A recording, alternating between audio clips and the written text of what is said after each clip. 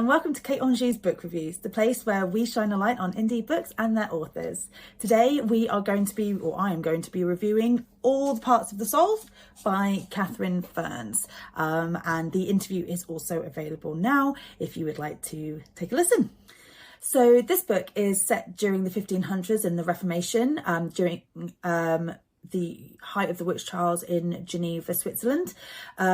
This whole book is about the witch trials, the notion of plague spreading, which if you've not heard of that before, is this concept that people were purposely spreading a plague and illness by draping like limbs and viscera over people's door handles in order to spread germs and disease. It's never really been proven as to whether that was actually happening or whether it was just a bit of an hysteria based rumor. Also as well, the importance of the changes in the church around that time. So there was a lot of Calvinism. So there's a figurehead in the church called John Calvin, and he was bringing forth this concept of essentially the Protestant church, where it stated that the Catholic Church and a lot of their sort of belief structures or their practices were not correct in accordance with the Bible, and that all kind of fed into this fear of the common folk because they were having their whole lives upheaved in so many different ways. And this is the whole backdrop to our main character, Henry Aubert, who is a magistrate during the time and an associate of John Calvin. And he's sent by John Calvin to this little village in Geneva called Satini? Yes, Satini. So yeah, basically the whole atmosphere of this book is one of suspicion, of anxiety, of like the rumour mill, and not being able to trust your neighbour, not being able to know whether you can confide in them about anything should your words be twisted or misconstrued. It's a real time in history. It happened. These are for the most part real people. The only two characters that weren't really that weren't sort of specifically real characters as our main character Henry Aubert and our female lead Louise de Penny, and but even then they were based on real people that existed back then. And so when you're reading this book, you have this real sense of there's no disassociation. You know, we have this knowledge of things that happened back then throughout Europe and America as well, you know, in Salem, Massachusetts, of what happened to these women and some men. And, you know, we know it's awful and we know it's abhorrent, but it happened so long ago and it doesn't really happen now and whatever, you know, you can disassociate. Whereas when you read this book, you are really drawn in, and the knowledge that this happened, that these people are real people and these types of conversations happened and these types of events really occurred, these events in this book, it makes it very difficult to disassociate. And it evokes so much emotion, and it's truly brilliant the way that happens, and the setting is just as much of a character as anything else in this story, because it completely sets up the atmosphere, the mindset, and the complete unsettled atmosphere of this town and this city and country. Yeah, it's done so well. And also as well, I'd like to add that, you know, this doesn't really happen now, but actually people are still being accused of things, and there is still very much an archaic mindset lately, especially when it comes to women's rights and things. So, you know, I don't want anyone to hear that and think that I'm ignoring those things. I'm not. We just don't specifically have like witch trials in that way anymore. That's what I meant. So I've mentioned the characters. I've mentioned two main characters in Henry Aubert, a magistrate, and Louise de Penny, who is a local wise woman. She's a midwife. She's essentially a doctor in all but title. She's been educated as such. You know, she is of faith, but she has had, without going into it, I don't want to give away too much, but she has had a history of difficulties in her life with regards to religion and things. And we have these wild array of characters, and I say characters, I mean it purely because of in the book context, but as I said before, for the most part, these are real people that did live, and these are the things that you know, did occur. And if you've listened to the interview or are about to listen to the interview, then you will hear about how Catherine Fearns, the author, who lives in Geneva, she had access to all of these manuscripts and documents and things that detailed exactly how these people spoke and exactly the types of things that they said, and she used that to great effect here.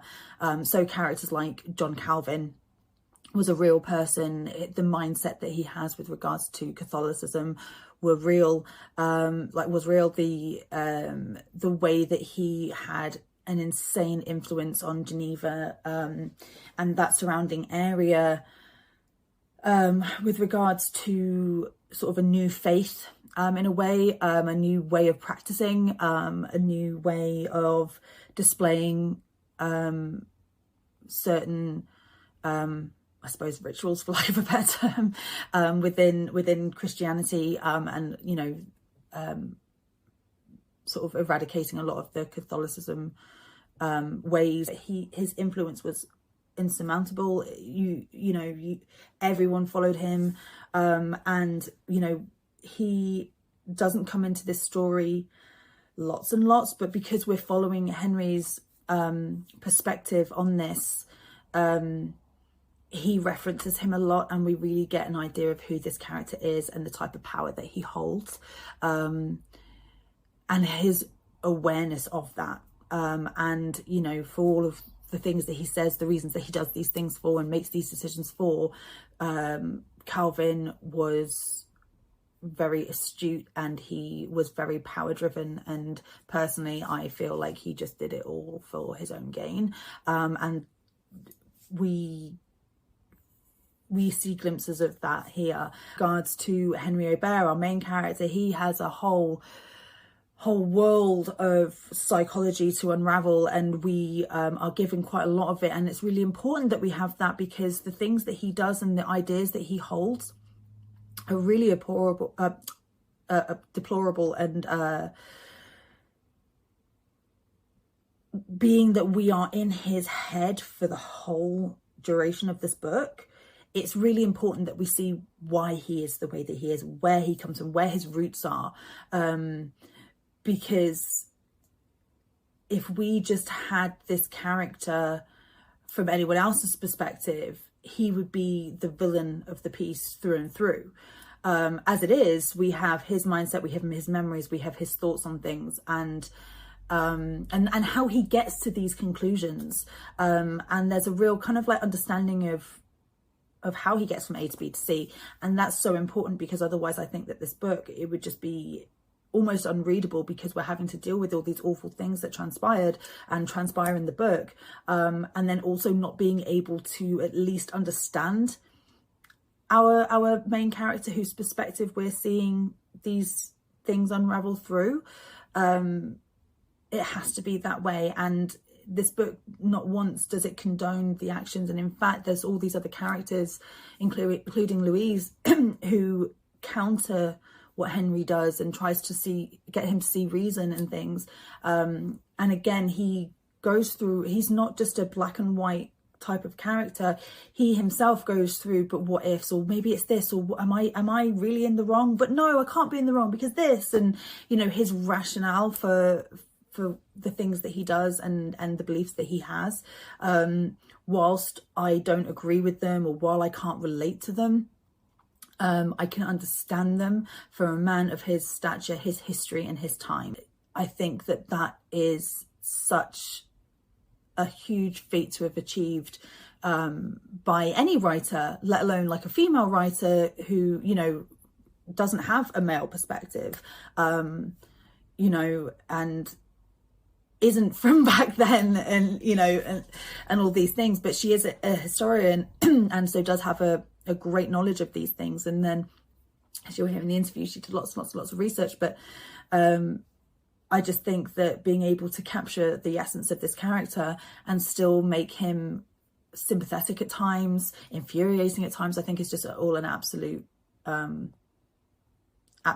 credit to Catherine, for sure. Then we have Louise de Penny, who, as I said before, is this wise woman. She's pretty much a doctor, and she is sympathetic towards Henry, despite the evil that he displays and that she has to quite literally clean up. And her patience with him and her effort with him to try and get him to think about what he's doing and see reason within the context of what's happening, is truly remarkable. And, you know, she has everything to lose by doing this, by getting sort of close with this man, especially in the way that she's so progressive with her practices. You know, she uses very controversial mentors and books, you know, controversial for the time, that, you know, were encouraging things like the early stages of inoculation, like vaccines and things, especially during the time where plague spreading was such a fear.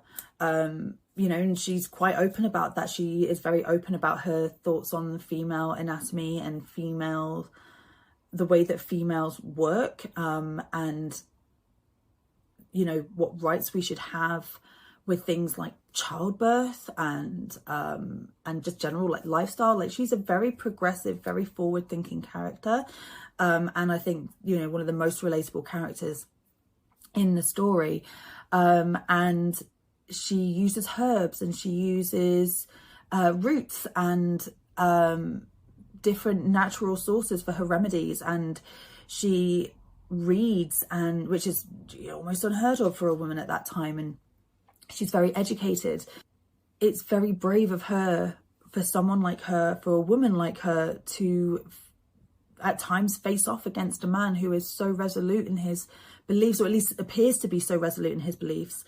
And she really is a truly brave and wonderful character to read. And she's the type of person which I just feel like we could all be a little bit more like Louise de Penny, you know? And then we have a character called Donzel, who it is stated, but it's stated in French. So, but he seems to be like a mayor, or like very much a leader in the community. Like, he makes a lot of the decisions and things, and he's always at the like official events, and he holds a lot of weight.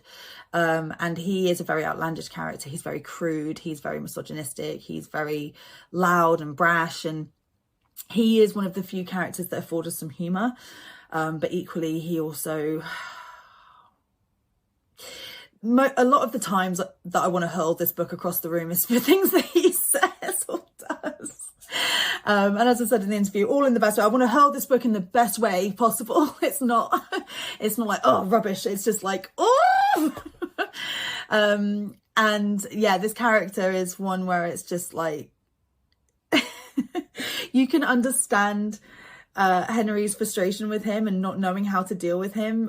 He kind of does. There's someone in your life who is like Donzel. I don't necessarily mean in his mindset of misogyny or anything like that, but just in his mannerisms, the way that he comes to, you know, he's the type of guy who slaps you too hard on the back and you kind of, you know, and like he, you know, who says the wrong thing at the wrong time, or, you know, will, you know, if you were out on a night out, he would, like, you know, say something really loudly to kind of embarrass you. Like, he's that sort of guy, but he's also kind of a bit oblivious to to the way that he is. He thinks that, you know, he's perfectly fine. And what's wrong with you? Why are you being so prudish? You know, whatever. Why are you being so, you know, things like that. So he's a very interesting character. But yeah, and then he goes and spoils it all by saying something stupid like women belong in the kitchen. So the real dark side to this book is the brutality demonstrated. As I said, this book is based on things that really, really happened. The torture strategies, the burning of the feet, the hoisting of like your arms behind you so it dislocates your shoulder. I can't remember the terminology for that. Like it begins with an S, I can't remember. But yeah, that, and just the humiliation that is put upon these people, the shaving of their entire body everywhere, and being essentially stabbed with these needles at certain points to see whether you cry and feel pain. If you cry, then you're not, you know, you're not guilty. But if you do cry though, then oh no, that's just the devil's ruse. That's just what they want you to think. And so you're damned if you do, damned if you don't. And you have to endure all of this torture in the meantime. And whatever you do, you're wrong. Whatever you do, you're a witch. Whatever you do, you have copulated with the devil. And you know, it's so maddening and completely illogical. And this isn't a fantasy story. It's not. This is not a fantasy story. This is a story of things that happened truly. This is based in such realism. It can choke you. And it's hard to read because of that.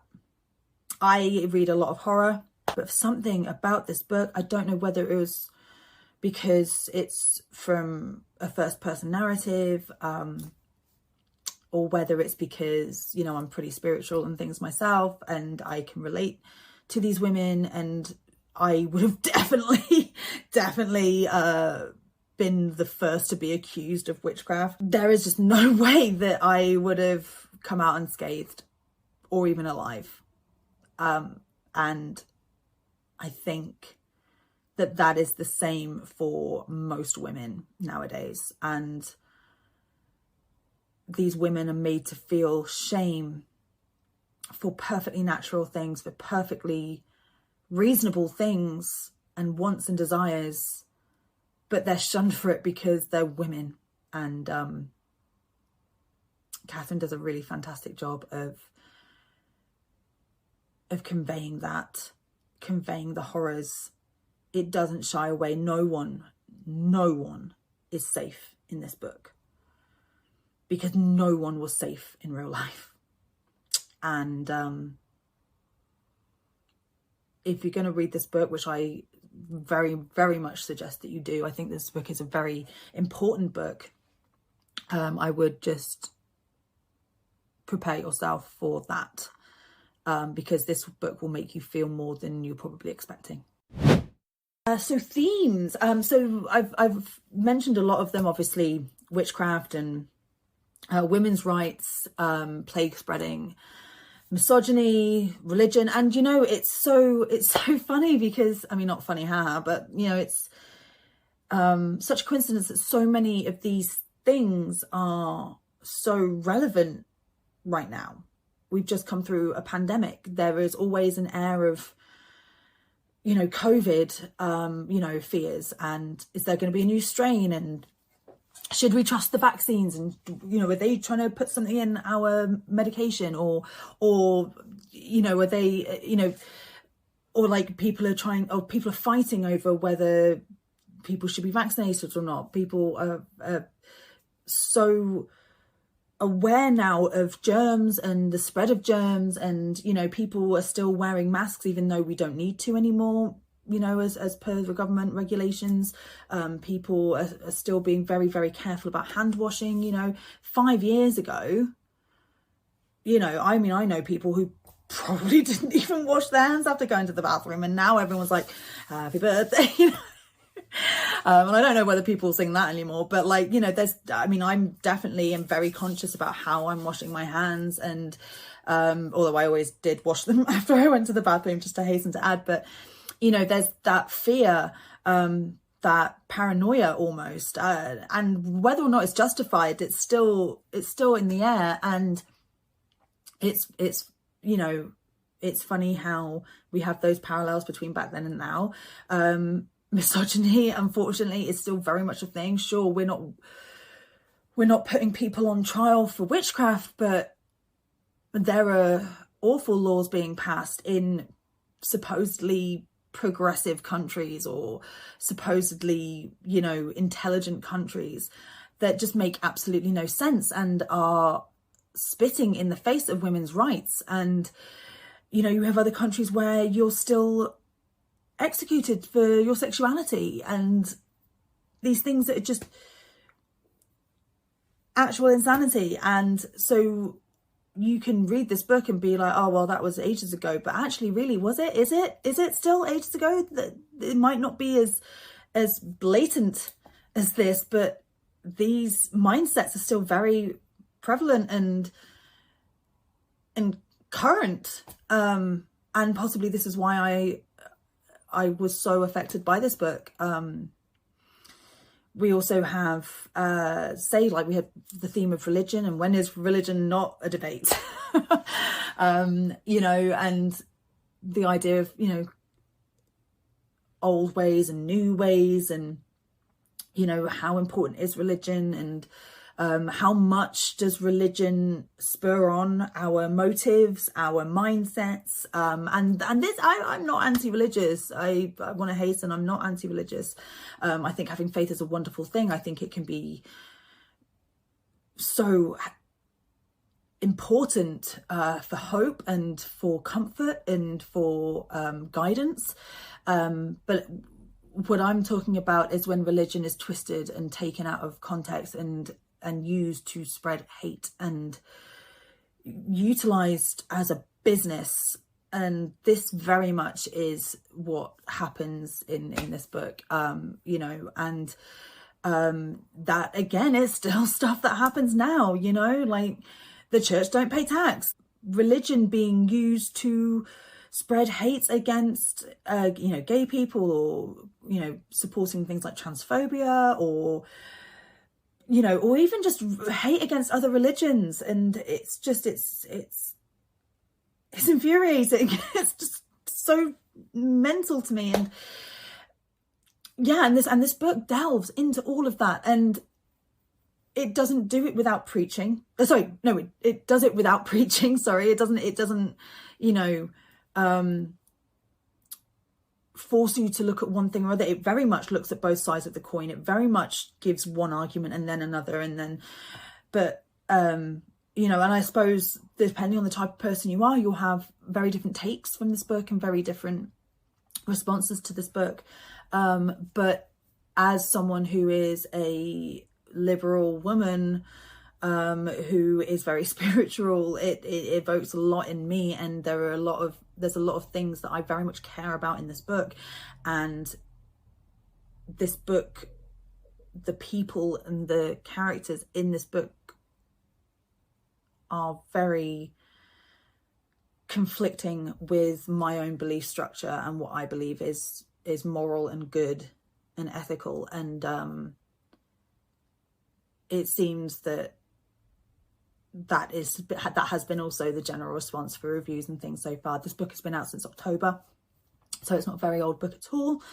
And yeah, the response so far seems to be kind of in line with me. So I'm hoping that you know, anyone else who reads this book gets as much from it as I did, and, you know, feels as sort of enthusiastic and things as I do, because that is what a book like this should be doing. It's important. It should be evoking these responses. So yeah, I hope that it does for you. So that was my review of All the Parts of the Soul.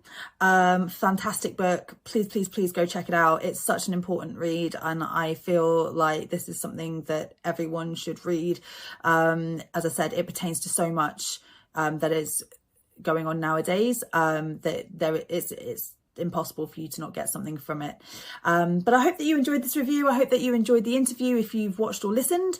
Catherine is so wonderful. It was such a joy having her on, and yeah, her book is out now. That is All Parts of the Soul.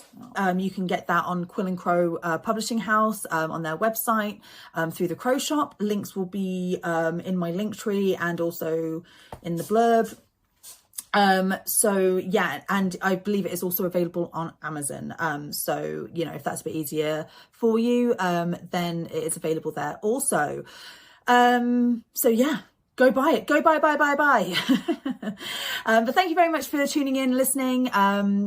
Yeah, if you want to check out my social medias, I can be found on TikTok and Instagram under kate.anjous.book.reviews, or on Facebook under Kate Anjous Book Reviews. If you're listening, there is the YouTube channel, which again is just Kate Anjous Book Reviews. Please go check it out, and you'll be actually be able to see my reviews in the flesh, and also my interviews. You'll be able to see the lovely authors that I have on. And you can also email me at kateanjousbookreviews@outlook.com. Please like, subscribe, follow wherever you are listening, watching, interacting. It really helps me out. And it would be great to interact with you on the socials. There's, you know, it's not just episode links and such. There's real content there. I'm constantly updating stories with book content. There's announcements, there's all kinds of things. Speaking of announcements, my next guest for March is the fantastic author Siren Farengray. We are discussing their book Love Like Gilded Bones, which is a dark fantasy, very dark. So I'm very excited to be chatting with them.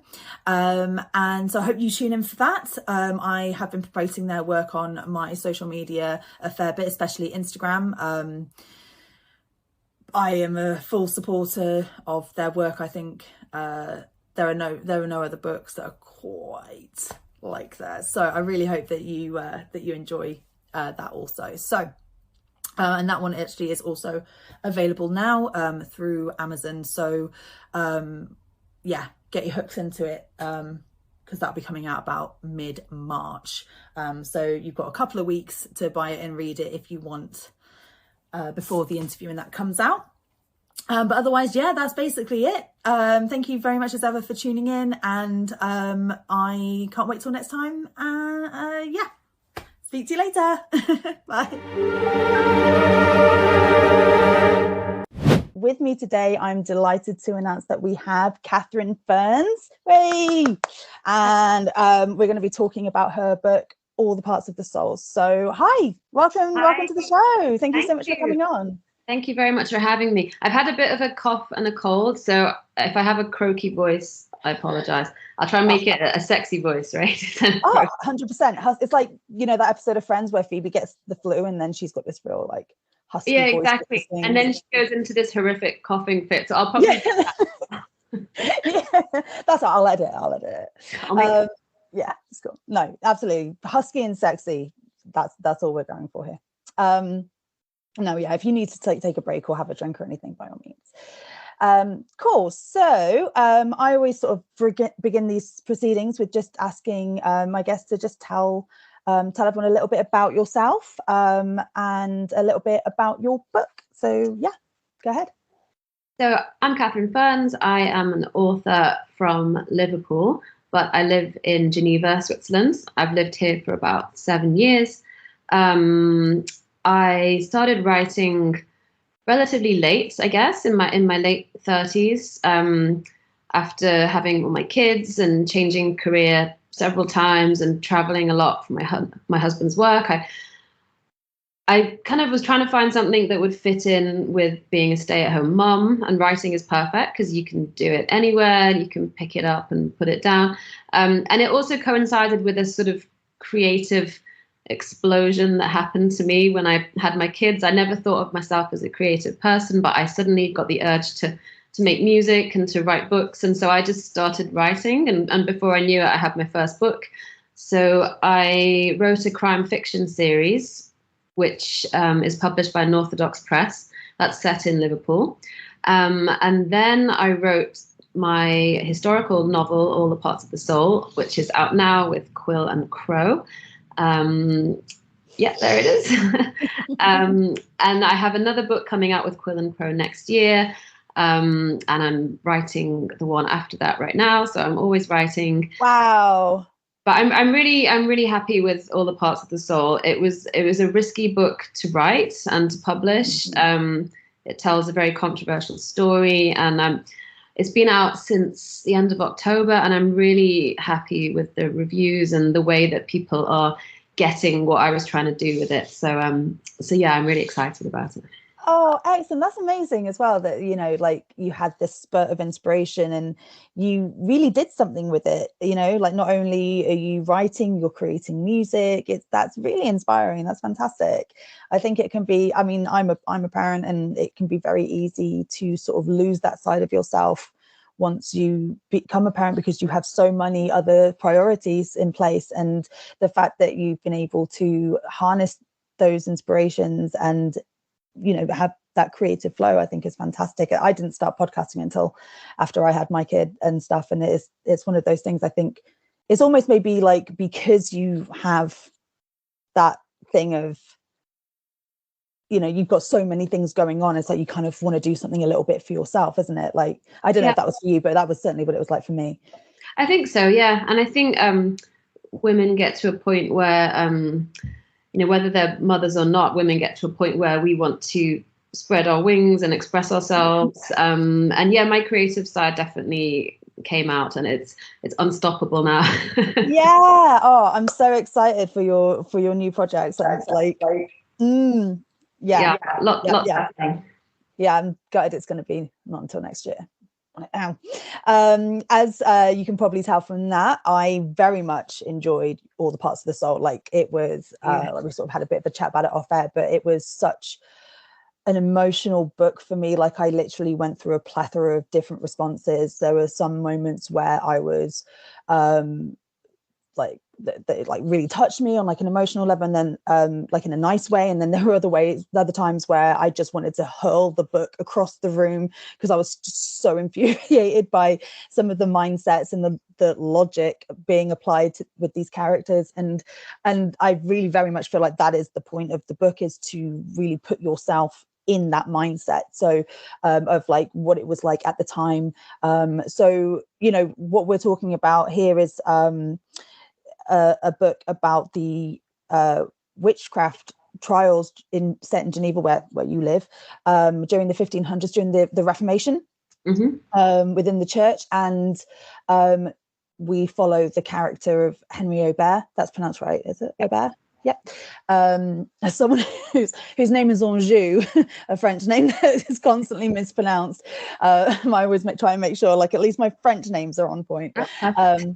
But yeah, Henry Aubert, so he's a magistrate, and he gets hired to go to this village where there's been suspicions of witchcraft, and not only just one or two, but the whole village is rampant with it. And, you know, he goes there and he finds his own sets of challenges, and his own sort of like internal moral compass being swayed one way or the other.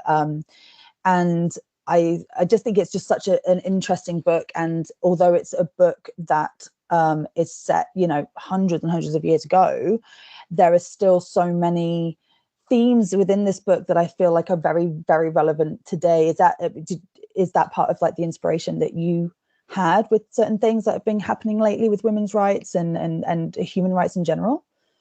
Yeah, that's a good question. I think so. I probably didn't realize it at the time, but a lot of people in the reviews have said that this is a book that's filled with feminist rage and makes a lot of points about today. And yeah, I think I was angry when I was writing it. I came at it very much as a historian. I wanted to write about the Reformation. I wanted to write about Geneva during the 16th century, and about Calvinism, and about witchcraft and plague.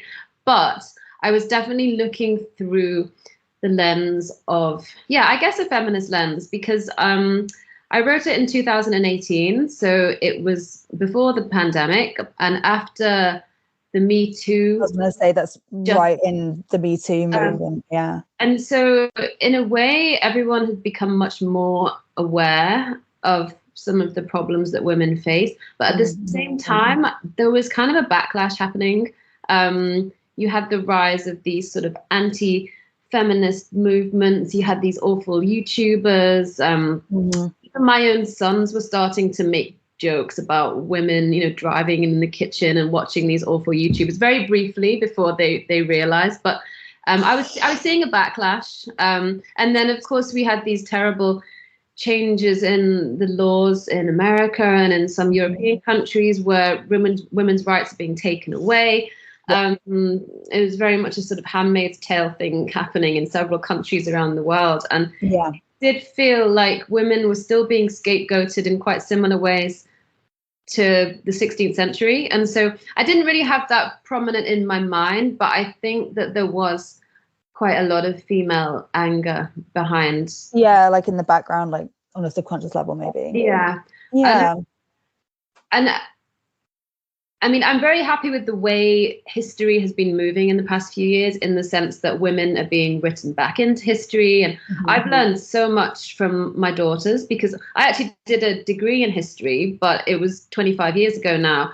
And I'm learning so much from my daughters' history books, because they're reading, there are all these new books for teenage girls. There's a series called Bedtime Stories for Rebel Girls, and it's about... I have that. Yeah, I have that book. Amazing. And, you know, some of these women, I'd never even heard of them. And when you read what they actually did, it's insane that they weren't in the history books before. And so that is fantastic. And then there are lots of fiction books coming out about witches. It's a kind of subgenre of its own right now, which again is amazing, but it's much more fashionable and palatable, let's say, to write from the perspective of the women. And that's how it should be, because we need to hear voices that had previously been silenced. But I decided not to do that. I decided to write from the perspective of a witch hunter. I wanted to get into the mind of a misogynist, because I wanted to understand it. I think understanding doesn't mean sympathizing. I very much wanted to understand where a misogynist is coming from, because I think we can't really tackle it unless we understand it. Certainly misogyny has affected my life 500 years later. So I wanted to get into the mind of a misogynist, which took me to a very dark place. And I think some readers have struggled with it, and that was the point. I was challenging myself, and I wanted to challenge readers as well, because we do see something of ourselves in him. We're all capable of following a crowd. We're all capable of making bad choices. We're not all capable of what he does. We're not all misogynists. But I wanted to get into his head, and I wanted to get into the head of a 16th century witch hunter misogynist, because it meant something different then, at a time where people maybe did actually believe in witches.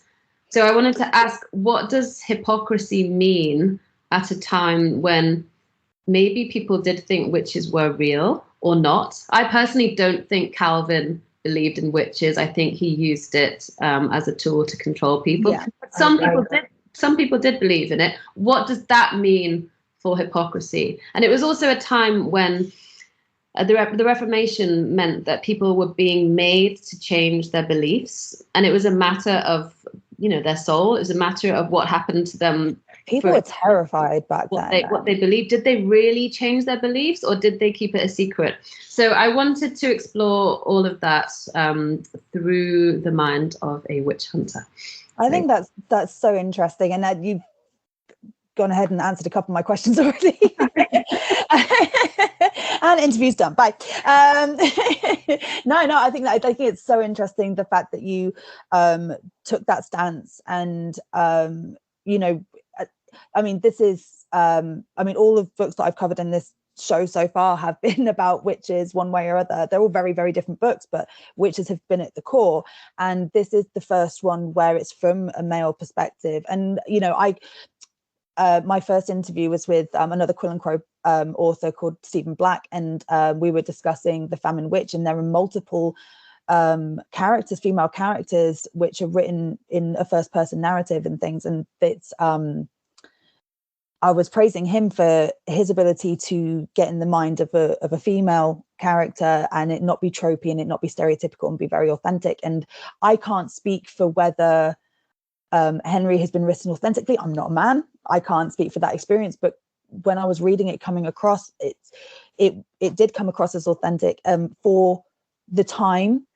for the mindsets that you were speaking of, this constant upheaval, this, being pulled left and right between old Catholicism, Protestants, and this whole reform of your religious beliefs. And religion, especially back then, is just such a core part of who people are if you have it, and being told that actually no, all of that's wrong, and then coming back. And for someone like Henry, who he's got OCD, he's got a lot of deep-seated issues with his psychology and trauma that he experienced, and abandonment issues that he's experienced when he was very young, and that all coming together in this time frame. I think that understanding where his mindset comes from and the reasons behind his actions, whilst they're abhorrent, and I don't approve of them at all, I think that there is a really great understanding that comes from reading this book as to how someone can get to that place mentally, and those belief structures, which to us just seem so ridiculous and alien. Unfortunately, there are still some people who harbor shadows of those kinds of things. But I think you did an incredible job of that. And I obviously, as you say, you're a historian, and you live in Geneva. So, I mean, how much research did you have to do for this book? Did you already have quite a great knowledge of this, and it was just a case of putting your ideas down on paper, or did you have to go into additional research and work out because a lot of this, although Henry and I believe Louise isn't a real person, but she's probably based on. Yeah, Henry and Louise are based on real people, but they're fictional characters. Yeah, most of the other main characters are real people. Yeah. So obviously, getting those things right, and getting the timelines and all of those things right. I mean, how much of that did you have to research? Did you? I did a lot of research. I already had a good knowledge of that time period because it's something that I specialized in my degree, and I kept my interest since then. So I had read all of the the core texts, and I had a good basic knowledge. And then living in Geneva, I had such easy access to all the locations. Yeah. And to the city archives and the libraries, and then I just read so much stuff. I love research. It's my favorite part. So I went really, really into it, and I sort of did the research in layers, which is what I do with all my books. Actually, I sort of do a big load of research, and then I start writing, and that informs what I still need to research. So then I do a second lot and a third lot. And it's my first historical novel, so I didn't know how I would find getting into the voice, because there's nothing worse than a really sort of cheesy, fake, medieval, or there being this real kind of consistently medieval dialect, and then all of a sudden something really modern's thrown in. You're just kind of exactly. I think that put me off for a long time writing a historical novel, but I found that the voice, both my narrative voice and the voices of the characters, came very naturally, and I found that I wasn't writing cheesily, but I wasn't writing in any particular style. It was coming, and I think that's because of the research.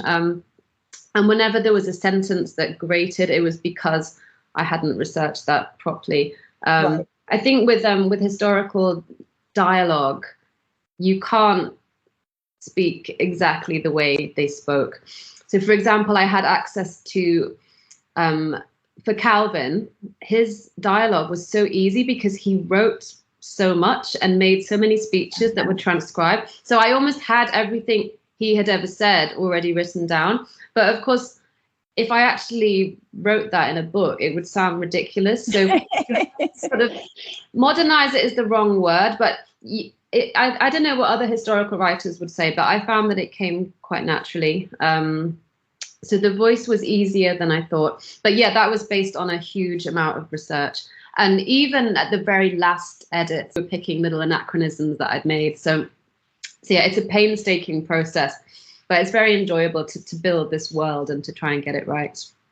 Yeah, no, I think that's really great that you have so much around you, like this plethora of information and being, and when it comes even things like just being able to describe certain like settings and backdrops and things like that's going to be like really accurate because you have it's right there for you. And like with that, obviously where you are a historian, is that something that, do you feel like you would have maybe, especially with that being your speciality subject, is that something that you would have maybe got through in your own time, or is that something like that you just did for the story, or would you think you would have like probably gone through that history as well anyway, like just for funsies? Yeah, I think I've lived in a lot of different places, and the way I get to know a place and the way I feel that I belong to a place is by walking around and just getting to know everything about it. And when I moved to Geneva, I spent a lot of time wandering about. When I moved here, my youngest was only a baby, so I would take her in a sling or in a pram, and we just went through all of the streets of Geneva, just getting to know the place, and just sort of falling in love with it, really, and getting to know the history. And one thing that really struck me was how Calvin is still the figurehead of Geneva. You see him everywhere you go. Statues of him. He's on the big Reformation wall. He's on the stamps. He's on the beer. So all of really? With Calvin in them. And as well as being an image of the city, there's something about the Calvinist spirit that has really stood the test of time in Swiss culture, and it's something that I really wanted to explore. So I got really into the Swiss Reformation and what happened in Geneva. So yeah, I think I would have become a bit obsessed with that anyway. And so also a good outlet for you. I think so. And interestingly, like I said, I wrote this before COVID, just before actually. But my roots into the story was through plague, because it's really random, but I was walking through the old town of the city and I got obsessed with these huge door knockers. They have these such a recurring thing in the book. Yeah, it's going somewhere. They have these huge iron door knockers. And I got really into them and I took loads of photos of them and I started researching them. And that led me to this bizarre phenomenon that happened in the 16th century of plague spreading. And no one really knows if it was a myth or reality, but people became afraid of their neighbors spreading plague on their door handles.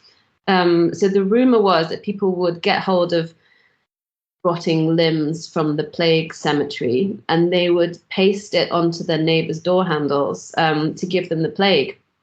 Why? Either because they were witches, which was why lots of people got executed for witchcraft, or because they wanted them to die so they could go in and steal their stuff, or because they wanted to get paid for being the plague workers who buried the dead. No one really knows if it happened at all or if it was just, neighborhood rumor. But I became fascinated with this phenomenon of plague spreading and how it became conflated with witchcraft. And hundreds of people were executed, actually thousands over a period of a decade, for this phenomenon of plague spreading, and most of them because they were accused of being witches. So that's how I got into the witchcraft story. So yeah, got hundreds of pictures of door handles.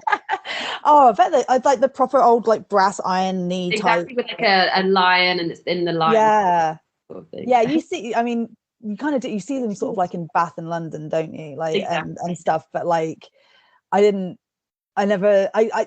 plague spreading was like the first instance that I'd sort of come across that in your book. This sort of idea that people were purposely spreading the plague for their own whatever reason. And it's a real fascinating one, because the way that you write about it is very tied in with witchcraft, and it's almost like two sides of the same coin. Like, oh, if you're a witch, then you probably are a place beggar. If you're a place beggar, you're definitely a witch, kind of thing. And I was going to ask you about it, because obviously, you know, I imagine, given when the book was released, that you probably were writing it during COVID and everything. And I was wondering whether that was like an inspiration, but you started it before COVID, and it was just a coincidence. It was a strange coincidence. And then it was interesting to compare the way that the Geneva of the 21st century coped with a pandemic, and the way they coped in the 16th century. And I mean, that's for many PhDs to be written, but it's fascinating that we were self-isolating, and we were covering our faces, and we were not touching door handles. The elbow greeting. Exactly. But it was this, and the curfews and the lockdowns, and people living in fear. And I think when people are afraid, they can be easily manipulated into believing crazy things, and that's why a lot of people were accused of witchcraft. And that wasn't the only reason. And of course, it's very well known why so many women were accused of witchcraft. But plague was one of the things that was happening at that time. It certainly seemed to be an added attribute to why people were so on edge as well, like even more so. And no, definitely, I can certainly see that, especially having lived through essentially a plague, and or it's, and seeing how people change and how trust just goes out of the window. And it is a very strange psychology, and absolutely for PhD other people to write about. I'm certainly not gonna get into it, but like I thought it was a really interesting sort of parallel, those two running alongside each other. Even the issue of vaccinations comes into the book, which is a very weird coincidence. I didn't want to make too much of it, but it was part of the point I wanted to make about women being written out of history. Because I don't know if you remember, but at the end, I can't say too much. No, I can't say too much about that. But the point is, I don't want to spoiler. But the point is that Louise, is basic. I mean, she's a midwife and a healer, and she's basically a doctor. I mean, she was trained by Paracelsus when she was a nun, and he was one of the first proponents of a very rudimentary form of vaccine.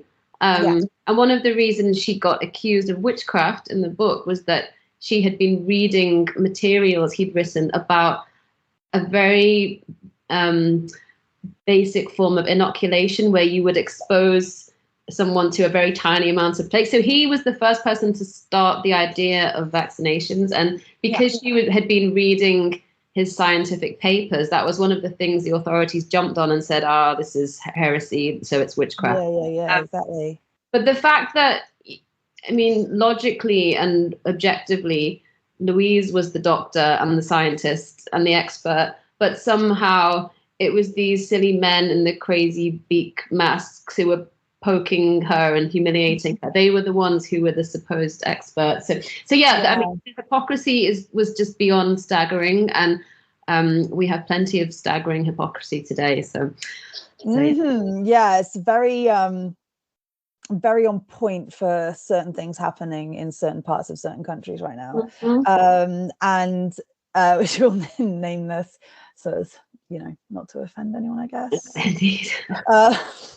But I mean, the character of Louise, I think she's such an interesting character, and she's sort of our counterpart to Henry. Like, she's our other sort of main character. If you typically have a male lead character and a female lead character, she's our female. And she is a very relatable character, especially from like a woman reading, because she is the voice of reason. She thinks about things pragmatically. She uses logic to get from A to B to C, as opposed to rumors or assumptions or anything like that. And she, I don't know, I imagine that, especially from what you've sort of said earlier, she's very representative of sort of your feelings towards it, because she sees Henry as a whole person. She doesn't just see him as one thing or the other. She sees the complexities within him and the sort of the moral battles that he fights within himself. And she just implores him to try and see reason, and tells him, you know, hey, actually, maybe she's not a witch. Actually, maybe it's this. Or maybe, like, or what would you do if you were under duress? Like, wouldn't you do, you know, and she very much has this like frustration with the situation, and she sees it very much for what it is. And, you know, I really think that she is such a well-written, great character, someone who I very much like. If I'm going to relate to anyone in this book, it's going to be her. And it was a really interesting sort of dynamic between these two, someone who is so archaic and misogynistic with someone who is so forward thinking. And without going into it too much, like their relationship, for lack of a better term, given that we have it all from his perspective and it's a fairly warped perspective at times, it's a very interesting dance that these two sort of do. How important was that for you to, like, was that something that you did on a conscious level, to have someone who was there to kind of question Henry kind of on his level, you know, like even if he sort of thinks her a bit of a woman or whatever, you know, he does have a respect for her in a very twisted way. How important was that for you to have that kind of counterpart there?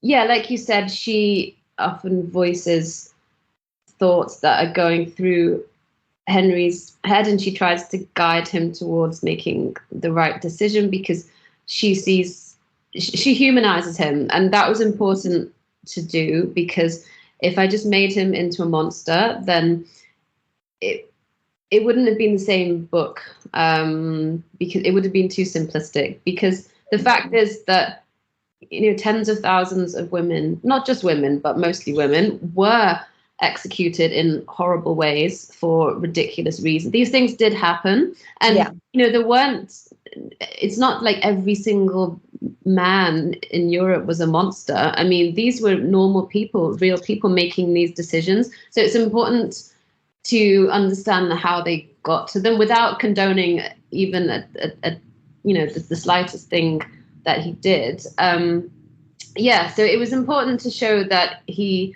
was a human who had choices. He had moral choices to make, and things could have gone differently. And certainly a couple of publishers that my agent pitched this to at the beginning wanted me to change the ending. And I remember, oh, really? Oh, I don't want to talk too much about it. No, one of those moments where I wanted to hurl my book without going into it too much. Yeah.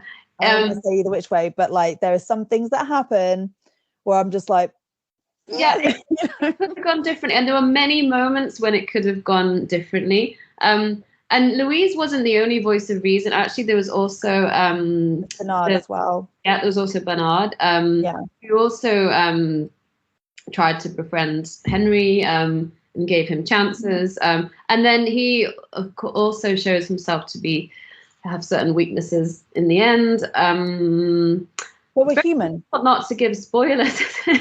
Yeah, it's tricky, but we are human though, and that's the thing I think works really well here, is that even if you have these sort of monstrous type characters or people who do monstrous things for whatever reason that they think is just, like they are complex, they are human, they have vulnerabilities, they're not just one thing or another. And yeah, I think like I mean, I always have this thing whenever I read something or watch something, like I have to care about the characters in some way. If you are just either boring or just completely unrelatable, I will lose interest like that. I'm like, I need something, like if we're following this character, I need to care, I need to give a shit. And although everything that he did basically like appalled me, because we have this backstory, because we have these moments of potential redemption or potential like, hey, you can do something different, you don't have to, you know, that's what really kept me interested with him as a character, is seeing the decisions that he makes and seeing his reasoning. And it's it's that thing that you said, not condonable, but it's understandable for someone at his time and things like that. I think you did that so well, and having these little other characters like Bernard and Louise and things, like it was almost a balm in a way. Yeah. It was needed. And I think if you didn't have multi-diverse, like, you know, multifaceted characters, and you didn't have these voices of reason throughout, I think it would just be nothing but an infuriating read. Yeah. And I don't think that is what is needed for this story. Yeah, no, there needed to be some kindness in the book, and a few moments of lightness as well. I mean, the Donzel character is such a ridiculous guy that he brings a few moments of humor, and then also a few moments when Henry, because he's so awkward, it's so cringe, some of the things that he gets wrong, especially with women and in social events. And without wanting to make too many modern parallels, he sort of reminds me of, he's like a sort of 16th century incel, because he doesn't have a girlfriend, and he does a lot of masturbating by himself while reading pornography that he's managed to collect. And so, or just, you know, the witch's hammer, you know, whichever's the hand. The Hammer of Witches is basically a pornographic. It's absolutely disgusting, that book. And it was the most read book after the Bible. And people, I mean, people believed it. And he managed to get hold of lots of these medieval manuscripts where bored monks would write in the margins. They would draw like dirty pictures. This is a whole thing, and I've collected so many of them. They're hilarious. Do you have them up on like your wall and stuff? Like, I do have a book that's called Medieval Obscenities, and it's absolutely filled with these funny pictures. I was a bit embarrassed to buy that from the shop, but it is. It's research, I promise. It's for a friend. It's research. What's that? I don't know. But that's where he got his sort of sexual gratification. So he built up in his mind an idea of what a relationship with a woman was, which is not. I mean, it's quite similar to the way that, you know, young men can become addicted to pornography now, which is not how sex is in real life. And so, yeah, he was a bit of a 16th century incel, and he thought he was sort of allowed to pick a girlfriend and have one. And when he realized that life wasn't like that, he began to develop this resentment and bitterness that was harnessed by people like Calvin. So, yeah. He's a difficult guy. He's a difficult guy, and I understand why people wanted to throw their books against the wall. But that's like the best way, though. Like in the best way. Like I kind of, because I to be honest, I had this on my to be read pile before I'd even started the show. Like I really wanted to, you know, because I'd heard good things, and like, so I'm friends with Sabrina Vorman, who is another author of Quill and Crow, and you know, she'd been talking a bit about it and stuff, and I was like, oh, okay, I'll check that out. And then I saw her review on Goodreads, and I think she said something about wanting to hold the book. And then so when I'm reading this book, I'm laughing to myself because I'm like, damn it, she was right. Like I know exactly what she's. Yeah. I was just like, how fucking it be so? But like no, like when you're reading it, it's just like, oh my god, like it's just why? How can you think? What you do? You know, like, but in the best way. Like it's absolutely what I want from a book like this. I want to feel all of those emotions. I mean, like, I mean, that's me as a reader. I mean, as a writer, what was that like writing? There were moments where I had to, I need a breather, like, you know, like I need to just go make a coffee or, you know, a gin. And like, were there moments like that with you as a writer, like where you were like, okay, like I need to just get out of my own head for a little bit, or like, oof, this was a really hard scene to write, I'm just going to go and watch like a comedy for an hour or something? Like, was anything like that? I'm not sure. I think that I was in quite a dark place when I was writing it. I definitely went into a dark place to write it. And I think I was, you know, spending quite solitary days at that time, just sort of writing. And I remember that at the end of it, I did have to remind myself that there are good people in the world. So yeah, living in his head with him for I wrote it quite quickly because I do, once I get into the writing stage, I write quickly. But I was in his head for about 3 months. And then when I had to go back and edit it, I was kind of, oh, I don't really want to see you again, Henry. I don't want to be you again. So yeah, it did. It was like glaring at your husband, just like, ugh. Yeah. Well, yeah. I did get a lot of, feminine rage out that I didn't even know I had. But I think it was necessary. So yeah, it was. It was a dark thing to write, and you do have to take yourself into that place to write it. But I don't want to say I enjoyed it, but it was a really profound experience for me to create that world, and it definitely deepened my relationship with Geneva. And then the book I wrote after that was also about Geneva. So yeah, it's wonderful to write about where I live. But yeah, I think all my books are going to be dark. I don't think I will ever write a rom-com. I think if you did, it would be a very different type of book, like rom-com readers are used to.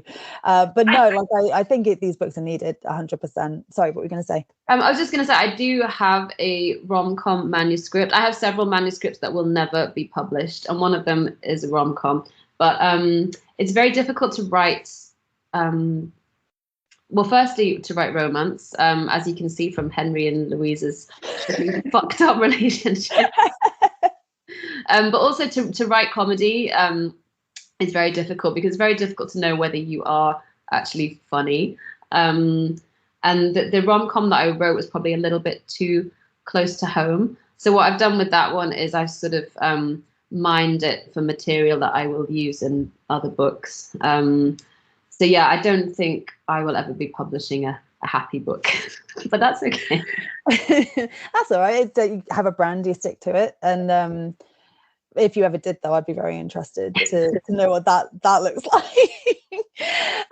But yeah, I mean, like, on sort of like looking at themes and darker themes, you mentioned that you've written something before. You had it was the Reprobation series, and that also it's modern day, if I'm right. And yes. I haven't read it, sorry, but it's yeah, but that also has a tie-in with like religion and like the occult and things like that.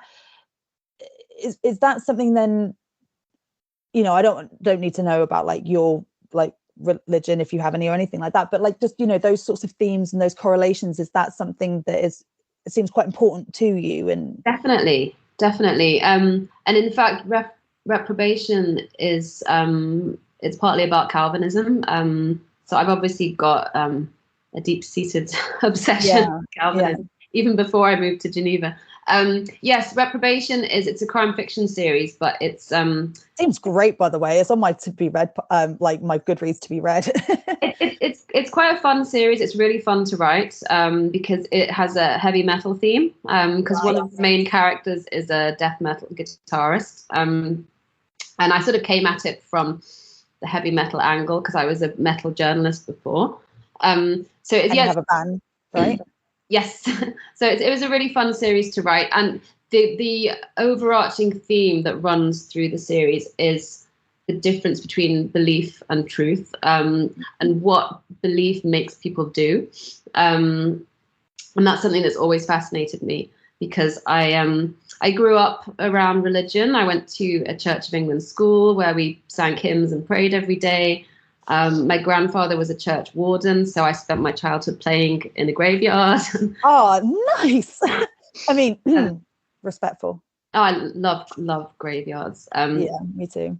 And I love churches. I love religious music. I would love to believe, but I don't. And it's something that has always fascinated me. So yeah, all my books are about the difference between belief and truth, and what people do based on their beliefs. Yeah.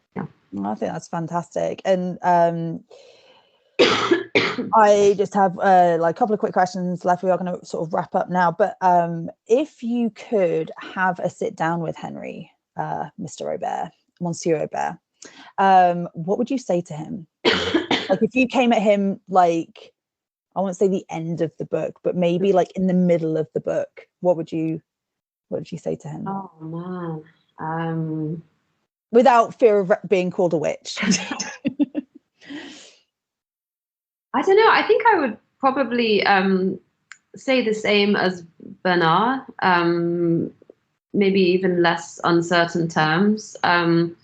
But I think that there came a point where he was not going to see reason anymore because he had been swept up with the crowd, which does happen when people are busy scapegoating.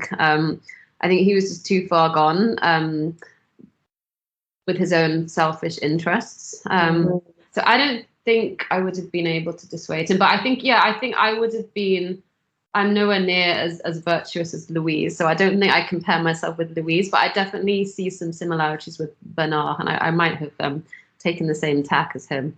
But I don't think I would like to meet Henry in real life. He's kind of an asshole. So I think I'd have just smacked him upside the head. Yeah, probably. Stupid. Go read something other than The Witch's Hammer, Jesus Christ. Yeah, no, fair play. And I think that's fair enough. It's, probably a little bit more like I relate to Louise in a lot of ways. Just her kind of like her mindset and things like that, but she has way more patience than I do. So cool. And then so lastly, if you could just for our viewers and listeners, depending on how they're tuning in, just summarize all the parts of the soul and say 3 words. How about some questions now? A witch hunter struggles with his conscience. No, that's boring. How about a love story, a horror story, a true story? How about that? Okay, nice. Love it. That's excellent. Okay, cool. I mean, those are pretty much all my questions. As I say, you answered about 4 of them in the first answer. So I was like, but no, I'm only joking. But no, it's been really lovely to talk to you. And once again, just congratulations on the book. It's been really sensational reading it, and I'm definitely going to go check out the Reparations series because I think it's just going to be. I mean, murder mystery intrigue stuff is always like dark secrets and things. Always gets me going. So I'm gonna check those out, and I'm so excited for your future projects. Oh my gosh, that's amazing! And hopefully I can get you on for around those times, and this show hasn't gone into the ground. And and I just, if there's anything else that you want to promote, or if you want to let people know where to find you and find your works, I'm just gonna grab. I've got it propped up behind. It's Grimm's Fairy Tales. I thought it was. Oh no, there we are. The Divine Comedies down here. I thought it'd have been apt to have had Divine Comedy behind there, but no, you got Grimm's Fairy Tales instead. But yeah, this is the book that you're looking for if you want to buy it, which I suggest you do. But yeah, if you want to let people know where to find you and your work, that would be lovely. Or just to give a big shout out to everyone at Quill and Crow, to Cassandra and Stephen and Alma and the team, because they're just amazing for picking my book and doing such an incredible job with the editing and the marketing and the author support. It's just fab. Best publishing house ever. And you can find us at the Crow Shop, where we sell loads of cool stuff as well as books. Really incredible stuff for gifts and for treats. So check out the Crow Shop, and you can find me on Instagram. I'm kind of on Twitter and Facebook, but not so active. So Instagram is the place to find me. And I also have a really fun YouTube channel where I play heavy metal, piano, and guitar. So you can find me on Instagram and YouTube. Oh, nice. You'll have to send me those links, and I'll share them around. But yeah, no worries. I'll put I have all like links and stuff in the blurb. Open it up, have a look, and yeah, or otherwise they'll be on the audio cast. Like I'll put them in the blurb and stuff as well. So I know Quill and Crow stuff, but yeah, like your YouTube channel and stuff. You want to whack that over to me? I can get that done, and then everyone can go check you out and your awesome work. No, it's been fantastic. Thank you so much. This has been an absolute delight. Yeah, that was really fun. Thank you very much. Oh, you're so welcome.